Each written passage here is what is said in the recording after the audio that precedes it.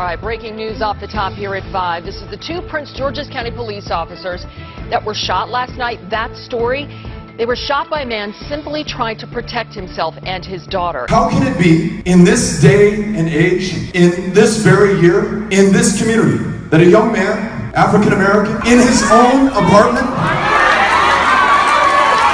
is shot and killed by a police officer? And when we all want justice and the facts and the information to make an informed decision, what is released to the public? That he had a small amount of marijuana in his kitchen.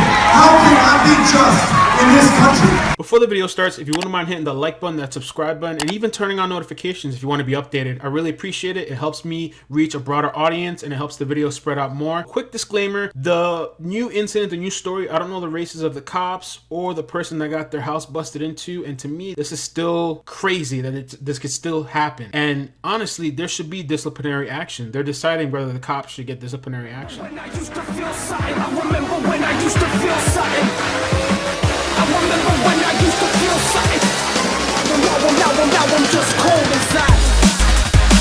What's up, it's iCkEdMeL. You're not going to believe this. Before we get into what we're going to talk about, I just kind of want to quickly to say that there was another incident where cops got the wrong apartment. There was like a search warrant issue, but it was the wrong address. The guy was defending himself. He shot some of the cops. I guess they were injured. What the heck is going on? The guy was in there with his daughter. So, you know, I have a daughter, so I'm thinking too, it makes me a little bit more personal for me too. It just kind of makes me think like, yo, this is getting crazy. Like, this is the new things now. Botham Jean, right? And like, okay, that's one incident, right? Okay, that's the whole getting to somebody's house, the cops knocking and killing you. One person, okay, this is like a unique incident, but now they almost killed somebody else. It happened again. What happens if the cops would have killed him and killed that little girl? How would this be spun? They're gonna do a search warrant? They're gonna search his house? Check the clip out.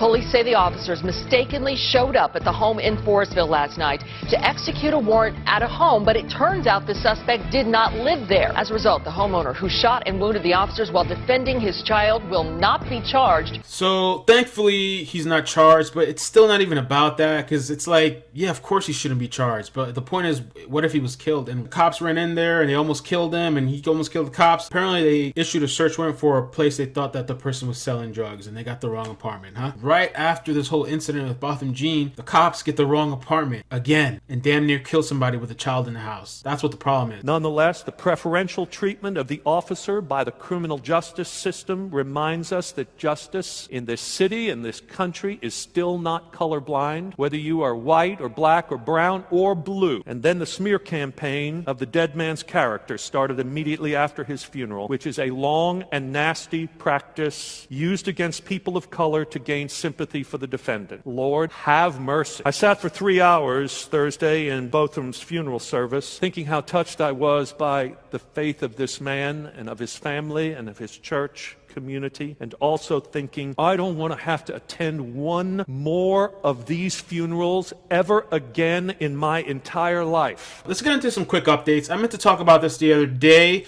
regarding the door locks to Botham Jean's apartment. Apparently the company that manufactured it, they can retrieve data from it. So I thought that was pretty interesting. I'm wondering what the results are going to be. It's probably going to take some time, and it's probably something that they're not even going to tell us. It's probably going to be taken to court. So they're saying that the report could or should show whether Geiger unlocked the door on her own before going into Jean's apartment. It would also show whether she placed the key into Jean's door, that's pretty big. It's unclear whether the data would show whether Jean unlocked the door from the inside around the time of the shooting. If data stored inside the lock does show Jean's door that was locked, it would support statements by Jean's family attorney, who witnesses say they heard banging on the door, let me in, let me in. So alternatively, the data could show the door was unlocked and ajar, as Geiger told the police. So this is really interesting. I hope that they're able to find something from this and get it to the right people and that it goes to court, and I doubt they're going to let us know about it like I was saying. And another update, Dallas Chief Police Hall, she says that she can't fire Geiger. And here's her reasons why, and there's people that disagree with her. So she said here in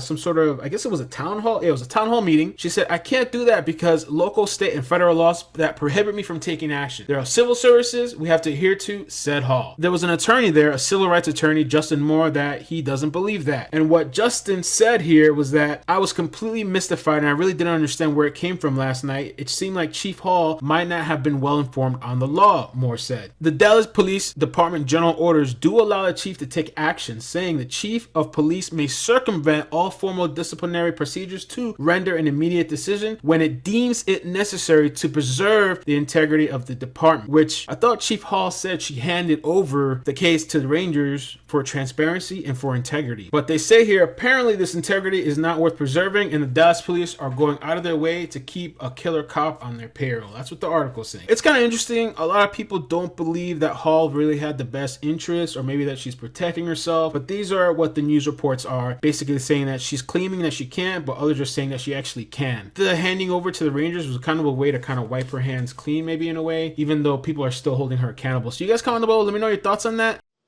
I see potential subscribers.